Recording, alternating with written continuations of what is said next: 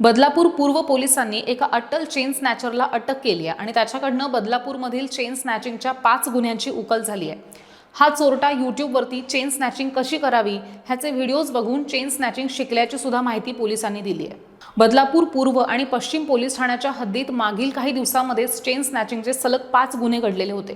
त्यामुळे पोलिसांकडनं आरोपीचा माग काढण्याचे प्रयत्नही सुरू होते आणि अशातच बदलापूर शहरात संशयास्पदरित्या फिरणाऱ्या एका इसमाला पोलिसांनी पाठलाग करून ताब्यात घेतलंय। त्याची चौकशी केली तेव्हा त्यानं आपणच चेन स्नॅचिंगचे 5 गुन्हे केले अशी कबुलीही दिली आहे। ह्या चोरट्याचं नाव प्रवीण प्रभाकर पाटील असं आहे आणि तो कर्जत जवळच्या शेलूमध्ये राहणार आहे।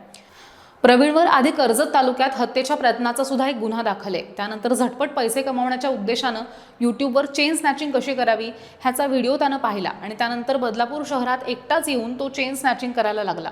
पण अखेर बदलापूर पूर्व पोलीस स्टेशनचे वरिष्ठ पोलीस निरीक्षक किरण बालवडकर आणि गुन्हे पोलीस निरीक्षक राजेश गजल यांच्या मार्गदर्शनाखाली टीमनं प्रवीण पाटीलला बेड्या ठोकल्या आहेत आणि त्याच्याकडनं 5 गुन्ह्यांची उकल सुद्धा केली आहे। बदलापूर ईस्ट आणि वेस्ट या 2 पोलीस स्टेशनमध्ये गेल्या 15-20 दिवसांपासून चेन स्नॅचिंगचे प्रकार घडत होते। जवळपास 5 गुन्हे या 20 ते 25 दिवसाच्या कालावधीत घडलेले होते। यामध्ये हा जो गुन्हेगार आहे तो सिंगली मोटरसायकलवर येऊन सोनसाखळी चोरून निघून जात होता। त्या अनुषंगाने आम्ही तांत्रिक विश्लेषण आणि एकंदरीत CCTVच्या मदतीने आणि तसेच नाकाबंदीमध्ये या चोराला पकडलेला आहे। त्यांनी एकूण 5 गुन्हे केल्याचं कबूल केलेलं आहे आणि त्याला अधिक विचारपूस करता त्याने यूट्यूबवरती चेन स्नॅचिंग कशी करावी या दृष्टीने प्रात्यक्षिक पाहिले आणि त्यानुसार त्याने 5 गुन्हे केलेले आहेत।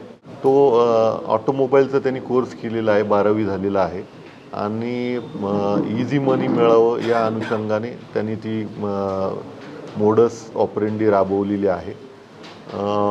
तो राहणारा कर्जतमधला आहे आणि तिथल्याच एका सोनाराला त्यांनी ते सोनं विकलेलं आहे आणि ते सोनं आम्ही या 5 गुन्ह्यात चोरीला गेलेलं सोनं जे आहे ते आम्ही रिकवर केलेलं आहे।